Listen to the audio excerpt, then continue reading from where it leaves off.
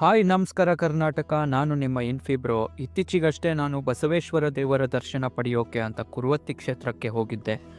ಸುಮಾರು 600 ವರ್ಷಗಳ ಇತಿಹಾಸವಿರೋ ಈ ದೇವಸ್ಥಾನ ಶಾಂತಿ, ಧರ್ಮ, ಶಕ್ತಿ ಹಾಗೂ ನಂಬಿಕೆಗೆ ಸಾಕ್ಷಿಯಾಗಿದೆ. ಇಲ್ಲಿ ಪೂರ್ವದಿಂದ ಪಶ್ಚಿಮಕ್ಕೆ ಹರಿಯುವ ತುಂಗಭದ್ರಾ ನದಿಯು ಗಂಗಾ ನದಿಯ ಪವಿತ್ರತೆಗೆ ಸಮಾನವಾಗಿದ್ದು, ಇದೇ ಒಂದು ಕಾರಣದಿಂದ ಈ ಕ್ಷೇತ್ರಕ್ಕೆ ದಕ್ಷಿಣ ಕಾಶಿ ಎಂಬ ಹೆಸರು ಕೂಡ ಉಲ್ಲೇಖವಿದೆ. ಇಲ್ಲಿನ ಇನ್ನೊಂದು ಆಶ್ಚರ್ಯಕರ ಸಂಗತಿ ಏನಂದ್ರೆ, ಗುಡಿಯಲ್ಲಿರುವ ನಂದಿ ವಿಗ್ರಹ ದಿನದಿಂದ ದಿನಕ್ಕೆ ಬೆಳೆಯುವುದಾಗಿ. ಆದರೆ ಅಲ್ಲಿನ ಸ್ಥಳೀಯರೊಬ್ಬರನ್ನ ಕೇಳಿದಾಗ ನಿಜ ಸಂಗತಿ ಗೊತ್ತಾಗಿದ್ದು ಹೀಗೆ. ನಿಜ ಸುಳ್ಳು?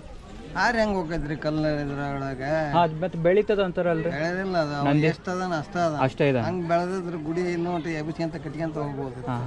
ಮತ್ ಬಾಳ ಜನ ಅದೇ ತಿಳ್ಕೊಂಡಾರ ಬೆಳೆಯತೈತಿ ಬಸವಣ್ಣ ಅಂತ ನಾವೆಲ್ಲ ಹೇಳಿ. ಒಳಗ್ ಹೋಗಿ ನೋಡಿವಲ್ರಿ, ನಮಗ ಗೊತ್ತೈತಿ ಹಾರಿಗಿರಿ ಏನು ಬಿಡದಲ್ಲ ಎಲ್ಲ ಅದಾಗ ಕಟ್ಟಕತ್ತೆ ಮಾಡಿ ಹಾಡಿದ್ರು. ಬಸವಣ್ಣನ ಎಷ್ಟದ ಅಷ್ಟ ಅದ.